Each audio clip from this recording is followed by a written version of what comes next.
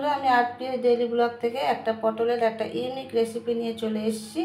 সেটাই আমি কিভাবে করেছি সেটাই আপনাদের সাথে শেয়ার করছি। দেখুন, ভালো লাগলে লাইক করবেন, কমেন্ট করবেন, শেয়ার করবেন, পাশে থাকবেন। দেখুন বন্ধুরা, আমি পটলগুলোকে ছাড়িয়ে ধুয়ে একটু ডিজাইন করে কেটে নিয়েছি। এই যে মাঝের সঙ্গে কাটাটা দেখাতে পারিনি। এই পটলের একটা রেসিপি করব। এই সুন্দর করে কাটার জন্য এর নাম দেওয়া হয়েছে পটল সুন্দরী। দেখুন, এই সাইড দিয়ে আর এই সাইড দিয়ে চিড়ে দিয়েছি ছাড়িয়ে।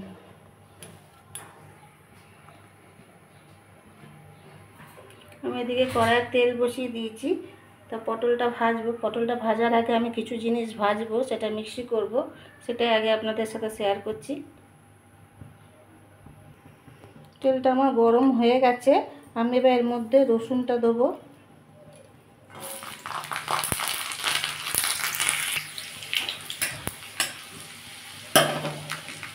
পেঁয়াজটা দেবো, দিয়ে বন্ধুরা আমি এটা একটু ভেজে নেবো।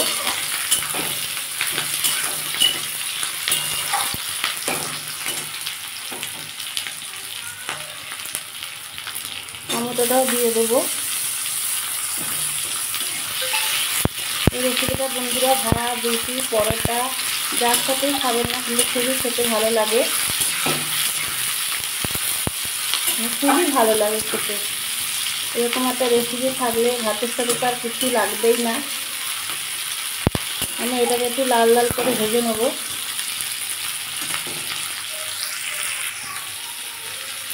সামান্য একটু নুন দিয়ে দিলাম।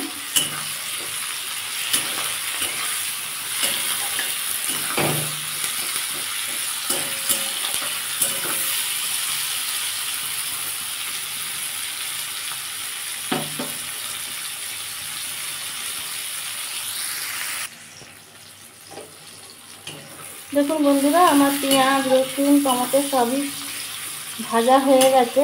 আমি এবার এটা তেল থেকে তুলে নেব। আর ঠান্ডা হলে আমি একটু একটা মিক্সিতে মিক্স পেস্ট করে নেব। এবার তেল থেকে তুলে নেব।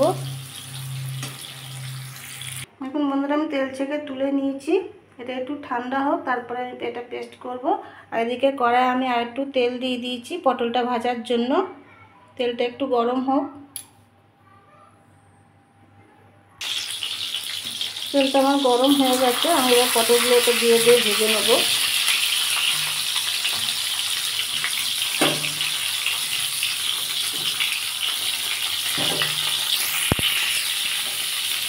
একটু উপর দিয়ে সামান্য হলুদ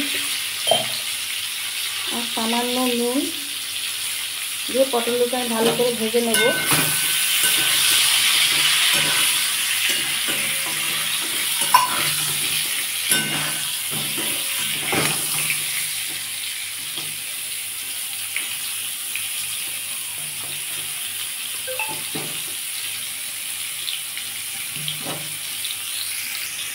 দেখুন বন্ধুরা, পটলটাকে উল্টে পাল্টে ভালো করে লাল করে ভেজে নিতে হবে।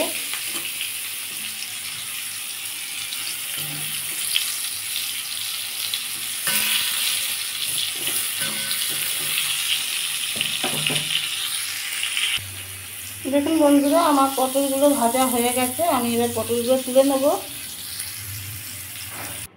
দেখুন বন্ধুরা, আমি এদিকে একটা মশলা করে নিচ্ছি। আমি এদিকে বাটিতে একটু আদা নিয়ে নিয়েছি, 1 চামচের কম লঙ্কার গুঁড়ো, পরিমাণ মতো হলুদ, একটু সামান্য জল দিয়ে আমি মশলা গুলে নেব।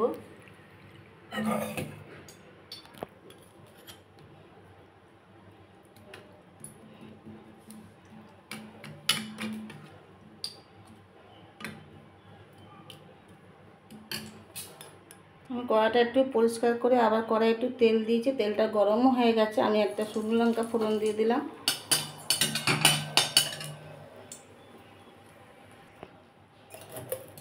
আর সামান্য একটু সাদা জিরে দিয়ে আমি ফোড়নটাকে একটু ভালো করে ভেজে নেব।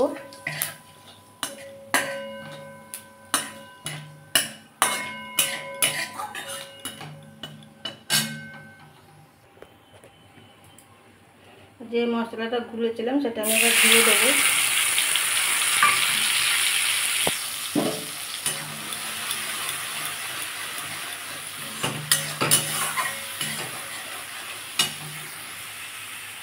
মশলা দেওয়ার বাটিতে জলটাও দিয়ে দেবো।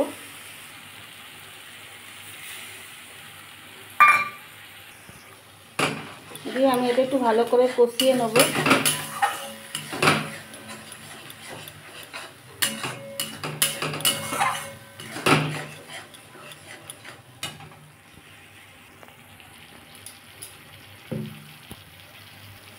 আমি যে পেঁয়াজ রসুন টমেটোটা ভেজে যে মিক্সিতে পেস্ট করেছিলাম সেটাও দিয়ে দেবো।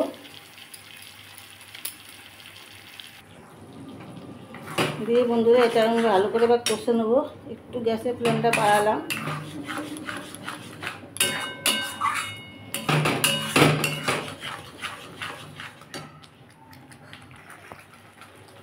একটু আমি সামান্য নুন দিয়ে দেবো, কারণ পটল ভাজার সময় নুন দিয়েছিলাম, পেঁয়াজ ভাজার সময় নুন দিয়েছিলাম, সেই বুঝে নুনটা দিতে হবে।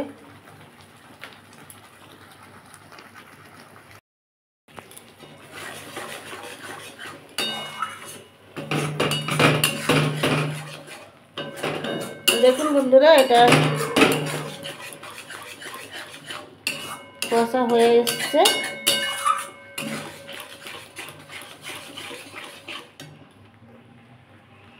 আমি এবার গ্যাসের ফ্লেমটা একটু কমিয়ে দিয়ে আমি টক দই ফাটিয়ে রেখেছিলাম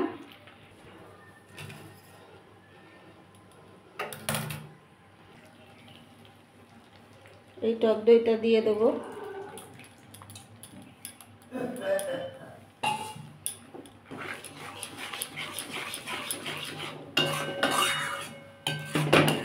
দিয়ে বন্ধুরা আমি আরেকটু ভালো করে নেড়ে নেবো, কষিয়ে নেবো।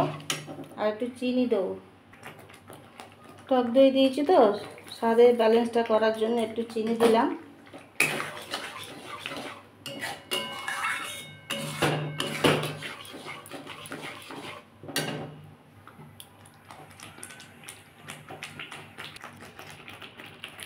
দেখুন বন্ধুরা এটা আমার কষানো হয়ে গেছে। আমি এবার একটু সামান্য জল দিয়ে দেবো, এটা ফুটুক, তারপরে পটলগুলো আমি ছেড়ে দেবো। খেতে বন্ধুরা অসাধারণ লাগে খেতে।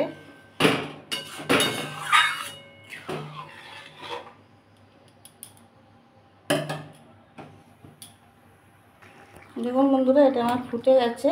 আমি এবার এই পটল ভাজাগুলো দিয়ে দেবো এতে। এগুলো দিয়ে বেশি ফোটানো যাবে না, কারণ এটা এমনি ভাজা, তারপরে ডিজাইন করে কাটা আছে।